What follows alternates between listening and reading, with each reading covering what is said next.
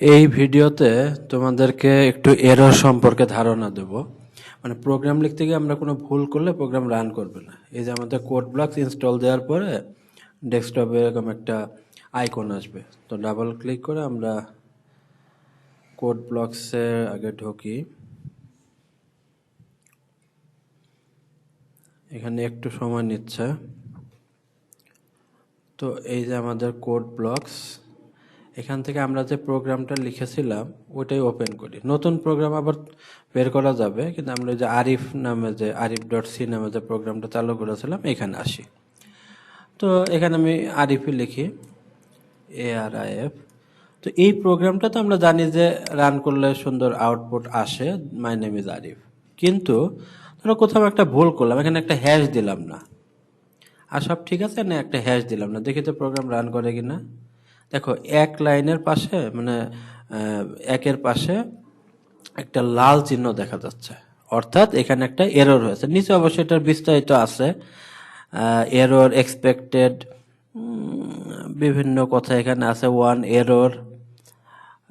তো মানে আমাদের এই প্রোগ্রামটা কি রান করছে না। তো আমরা এখানে যদি একটা হ্যাশ দেই রান করবে।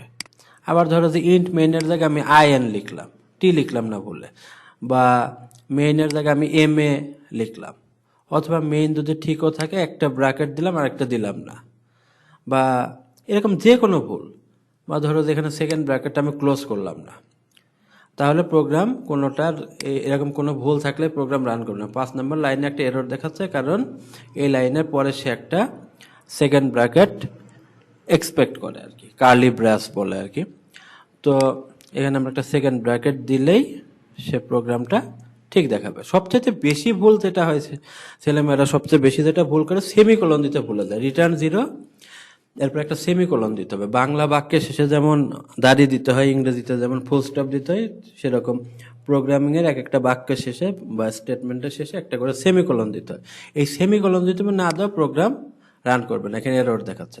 আমি যদি এখানে সেমিকোলনটা দিই, এই মাই নেম ইজ আরিফ, এটার পর যে সেমিকোলন না দেই, ঠিক একই অবস্থা। 4 নম্বর লাইনে একটা ভুল দেখাচ্ছে, এক্সপেক্টেড সেমিকোলন বিফোর রিটার্ন। এখানে একটা সে সেমিকোলন এক্সপেক্ট করছে। তো এরর সম্পর্কে আমাদের সাবধান থাকতে হবে। এরপরের ভিডিওগুলোতে আমরা সি প্রোগ্রামিংয়ে আরও ভেতরে ঢুকবো।